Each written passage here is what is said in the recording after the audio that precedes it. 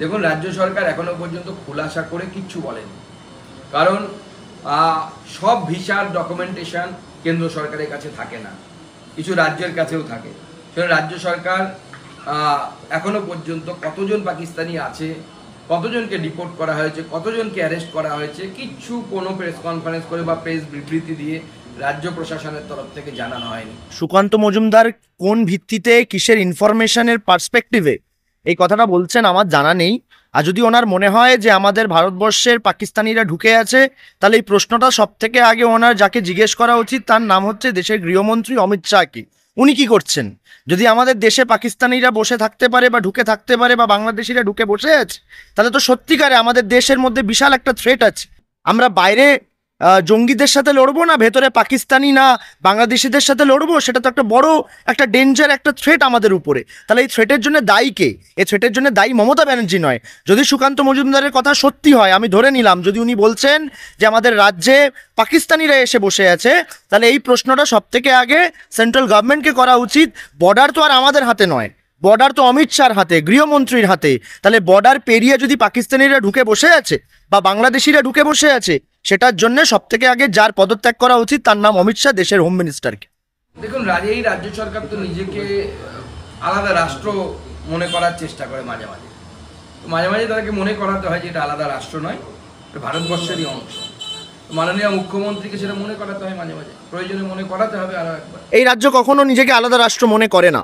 আমি আপনাকে বহু এক্সাম্পল দেখাতে পারি যেখানে আমাদের বিজেপি গভর্নমেন্ট তারা কনস্টিটিউশনকে কিভাবে অমান্য করেছে, starting from farmers bill to Waqf amendment bill. আমরা প্রত্যেকবার দেখেছি কিভাবে কনস্টিটিউশনকে বুড়ো আঙুল দেখিয়ে মেজরিটির উপরে ভরসা করে পার্লামেন্টে তারা আনকনস্টিটিউশনাল বিল পাস করেছে।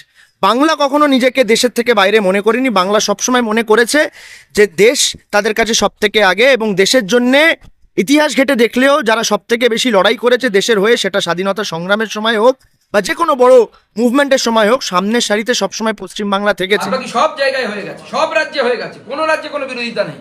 শুধুমাত্র পশ্চিমবঙ্গে মাননীয় মুখ্যমন্ত্রী নিজের ভোট ব্যাংকের স্বার্থে পশ্চিমবঙ্গের ডেমোগ্রাফিকে পরিবর্তন করার জন্য এই প্রচেষ্টা চালিয়ে যাচ্ছেন, এই সীমান্তে জমি দিচ্ছেন না। ওনার উদ্দেশ্য বাংলাদেশ থেকে এসে মুসলিম অনুপ্রবেশকারীরা তারা এখানে আসুক, ওনার ভোট ব্যাংক বাড়াক। অনুপ্রবেশকারীরা পশ্চিমবাংলায় ঢুকবে কিভাবে? তাদের তো অনুপ্রবেশকারী নিশ্চয়ই তারা তাদের পাখা গজায়নি, তারা তো উড়ে উড়ে আর আসবে না।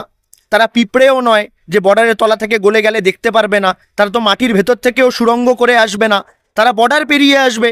বর্ডার কার হাতে? বর্ডার তো পশ্চিমবঙ্গ সরকারের হাতে নয়, বর্ডার মমতা বন্দ্যোপাধ্যায়ের হাতে নয়, বর্ডার অমিত শাহের হাতে, হোম মিনিস্টারের হাতে। সরকার কার? ভারতীয় জনতা পার্টির সরকার। বর্ডার যদি সিকিওর না করতে পারে সেটা তাদের ব্যর্থতা। আপনি তো দেখলেন কদিন আগে পেহেলগামের আমাদের দেশবাসীরা প্রাণ হারালো পাকিস্তানি জঙ্গিদের হাতে। কি করে এলো পাকিস্তানি জঙ্গিরা আমাদের দেশের মাটিতে?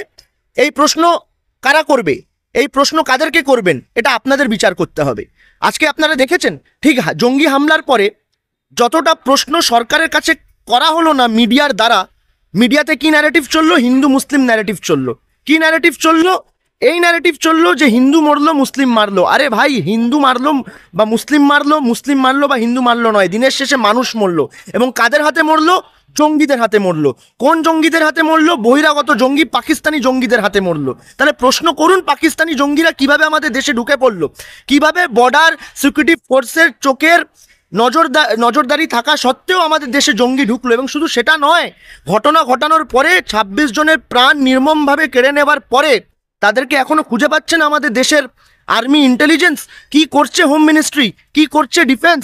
এই প্রশ্নগুলো তো করতে হবে। এর আগে আমরা কিন্তু এরকম ঘটনা দেখিনি, এটা প্রথমবার আমরা দেখতে পেরেছি। এবং সবথেকে আনফর্চুনেট বিষয়, দেশের ফোর্থ পিলার যাদেরকে আমরা জার্নালিস্ট বলি, মিডিয়া বলি, তারা সরকারকে বেশি প্রশ্ন না করে দেশের মধ্যে হিন্দু মুসলিম ন্যারেটিভ চালাচ্ছে।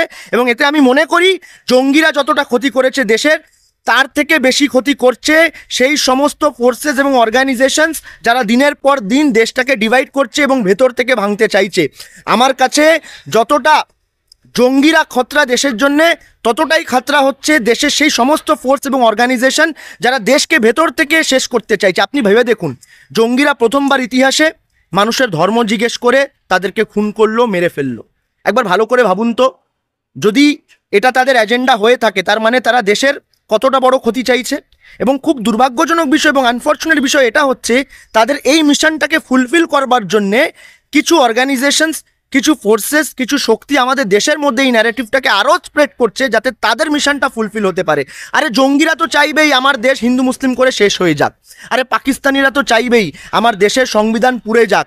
পাকিস্তানিরা চাইবেই এখানে একটা হিন্দু ভাই একটা মুসলমানকে মারুক, একটা মুসলমান ভাই একটা হিন্দুকে মারুক। এটাই তো পাকিস্তানিদের এজেন্ডা, এটাই তো আমাদের দেশের শত্রুদের এজেন্ডা। এবং এই এজেন্ডাকে ফুলফিল করবার জন্যে, এই এজেন্ডাকে স্যাটিসফাই করবার জন্যে কোন কোন মানুষ, কোন কোন ব্যক্তি, কোন কোন ফোর্সেস কাজ করছে সেই দিকে নজর দিন, তাহলে জানতে পারবেন যে কারা সিম্পাথাইজ করছে জঙ্গিদেরকে। কেন এই ন্যারেটিভ সেট করা হচ্ছে যে ইন্ডিয়ান মাইনরিটিসদের উপরে কেন অত্যাচার হচ্ছে জঙ্গি হামলার নামে? জঙ্গি হামলা যখন হয়েছে, যতটা মন কেঁদেছে একজন হিন্দুর, ততটাই মন কেঁদেছে একজন মুসলিমের, একজন খ্রিস্টানের, একজন জৈনর, একজন শিখের। কারণ দেশবাসী মারা গেছে, আর যারা মেরেছে তারা পাকিস্তানি জঙ্গি। তাদেরকে অবিলম্বে শেষ করতে হবে এবং যেই সমস্ত টেরর অর্গানাইজেশনস অপারেট করছে পাকিস্তানের বেস থেকে, তাদের সমস্ত ভাবে ধ্বংস করতে হবে। এটা আমাদের স্ট্রং দাবি। কিন্তু দুঃখের বিষয়, এতদিন কেটে যাওয়ার পরও এখনও সেই 4টে জঙ্গিকে আমাদের দেশের সরকার খুঁজে পেল না, ধরতে পারল না। তাদেরকে নাই শাস্তি দিতে পারছে, তাদেরকে নাই ধ্বংস করতে পারছে। এবং উল্টো দিকে কি করছে, দেশের মধ্যে হিন্দু মুসলিম করে দেশটাকে আরও বেশি করে ধ্বংস করছে, আরও বেশি করে ভাঙছে। আমি আপনার চ্যানেলের মাধ্যমে জনগণের কাছে হাত জোড় করে আবেদন করছি, এই বিজেপির কমিউনাল ন্যারেটিভে পা দেবেন না, হিন্দু মুসলমানের রাজনীতিতে পা দেবেন না, মন্দির মসজিদের রাজনীতিতে পা দেবেন না। আমাদের দেশের মধ্যে আমরা সবাই ভাই, একজন হিন্দু হোক, একজন মুসলমান হোক, একজন শিখ হোক বা একজন ইসাই হোক, আমরা একটাই মন্ত্রতে বিশ্বাসী, হিন্দু মুসলমান শিখ ইসাই আপোষ মে রহনা ভাই ভাই। এই দেশ একতার কথা বলে, এই দেশ ধর্মনিরপেক্ষতার কথা বলে, এই দেশ মানবতার কথা বলে।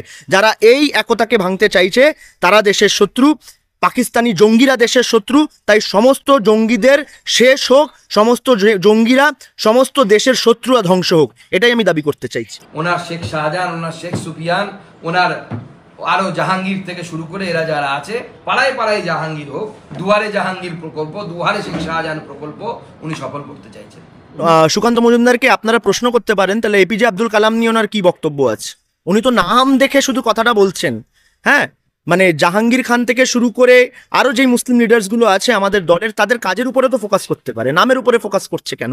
নামের উপরে ফোকাস করতে গেলে তো এপিজে আব্দুল কালামকেও ফোকাস করতে হবে, শাহরুখ খানকেও ফোকাস করতে হবে, ইন্ডিয়ান ক্রিকেটার মোহাম্মদ সিরাজকেও ফোকাস করতে হবে, মোহাম্মদ শামিকেও ফোকাস করতে হবে। তাহলে এই ফোকাসগুলো ভিত্তিতে সুকান্ত মজুমদারকে তো এপিজে আব্দুল কালামকে নিয়েও প্রশ্ন করতে পারেন। তাহলে কি উনি এটা বলতে চাইছেন যে মমতা বন্দ্যোপাধ্যায় অলি গলিতে এপিজে আব্দুল কালাম তৈরি করছেন? উনি কি এটা ইঙ্গিত করছেন? যদি উনি এটা ইঙ্গিত করছেন না, তাহলে জাহাঙ্গীর খানের নাম ব্যবহার করে উনি কি বোঝাতে চাইছেন? দেখুন, নামের উপরে কোনো কিছু নির্ভর করে না, মানুষের কাজের উপরে তার সমস্ত চরিত্র নির্ভর করে।